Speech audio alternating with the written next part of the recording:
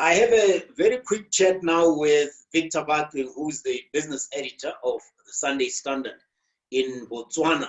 Victor, welcome. Good to see you again. Thank you, namesake. How are you and how is everything in South Africa? Oh man, we have problems, but it looks like you have new problems out there in Bots. The alcohol ban and the reinstatement of the lockdown in the Gaborone area. What happened? Yeah, we are on our third lockdown now since April or since the beginning of this pandemic earlier this year. This is a 2-week lockdown. It started about 13 days ago. We expect that the Minister of Health would pronounce either extension or the lifting of the lockdown later tonight because we are on the 14th day today. But what we in South Africa are counting deaths by the thousands here. How many deaths have you had in Botswana? And I know it's not like we are comparing clothes here or cars, but how many deaths have you had in Botswana? We have only had two fatalities. In the whole country? The whole country, yes. Oh, come on, man. It's not surprising though, because you guys used to lock us out. South African trucks couldn't even make it through the border. They had to be quarantined, I think 14 days, unless they could prove that they were COVID negative or something like that. What has that become now? Yes, what basically happens is that when the truck drivers, whether it's a Botswana truck driver or a South African truck driver or wherever they come from, be it Zambia or Namibia, they are escorted by the police from the border. In fact, when they arrive at the border, they are tested for COVID-19 and then escorted to whichever place they are going to drop off their goods. And once they drop off the goods, then they're escorted back to their base, which in most cases is South Africa. So that has been the norm.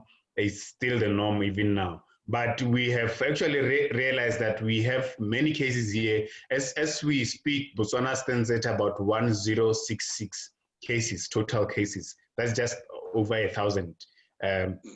And you realize that from that over 1,000, less than 300 are Botswana. Most of them, they were South Africans, truck drivers who were coming this side, but they have since been sent back to South Africa. So, like I said, the arrangement is such that they come in, drop off the goods, they are tested, but we still count them as part of our statistics. That is why we have over 1,000 cases, although only Botswana accounts for only 260 something.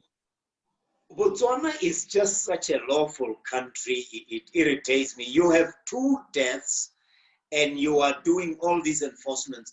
What prompted the lockdown around Gaborone particularly, if you have so few cases? What happened is that there was one, in fact, there were 3 schools which had registered so many cases, over 30 cases in 1 week. So that's the main reason why the government then decided that for contact tracing purposes, for it to go smoothly, they need to lock down the city and leave the rest of the country to be free, because all those schools were in Gaborone or around Gaborone. So there were those cases. That is why we end up getting in our 3rd lockdown. Well, we will keep us posted about that, depending on what happens decided. But just let's talk about the entire economy of Botswana, very dependent on tourism in the Chobe area, very dependent on resources, the diamond mining and the trading and a bit of coal here and a lot of commodities. What is the economy like? What kind of a beating are we talking of taking? Yes, actually, that's where our sad story is. Our sad story is not on the health side, but our sad story is on the economy side of things. We are at a point where we don't even know what's going to happen next, because as you know, we've been reliant on selling diamonds. And the moment there was this virus in China and in America, we could not sell our diamonds in those countries. International travel has stopped, so we could not even, the DBS, the partner of the Botswana government, tried to do an online sale of rough diamonds, and polished diamonds, but it's not as the same when the people come here and buy diamonds, or we send them through to those countries. So one, we've been affected in the sense that we can't sell as much diamonds as we want. And then secondly, our second revenue earner, being tourism, also has been hugely affected. We get a lot of people coming to the Okavango Delta, coming to the Chobe area every year from abroad, even in Africa, they come here. But because of no flies and no international travel, the international travel ban, we didn't get any numbers this year. And all the resorts, all the hospitality sector is really on the negatives as we speak. Sadly, the hospitality sector can't look to the locals, because if you look at how the level of inequality in Botswana, you do realize that we are only second after South Africa or so in terms of inequality. People here don't necessarily have money. We have been operating in a situation where the state is actually rich and the people are poor. So not everyone else could afford to go to the Okavango Delta or the Chobe area where there's tourism to actually be part of the domestic tourist. So on that front, the hospitality sector is also affected.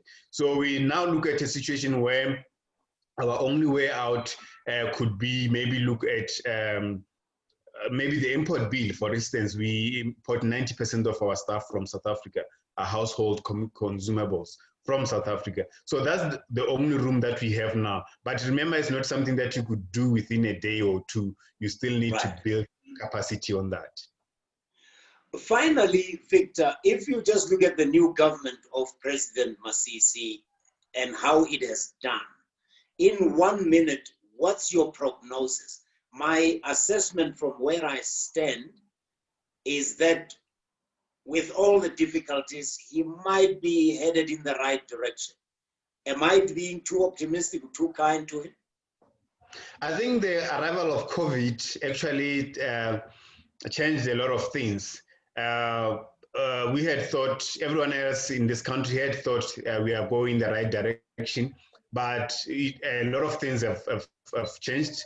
And like I said, our room now is about circulating the money in the hands of the local. So if the government is able to do that, if the administration of Masisi is able to punch money into the pockets of the people and the money is used productively, maybe and just maybe things could go right in the short to medium term. But other than that, while we are still dependent on South Africa on a lot of things, we are then growing up the South African economy in the sense that we send all the money outside the borders.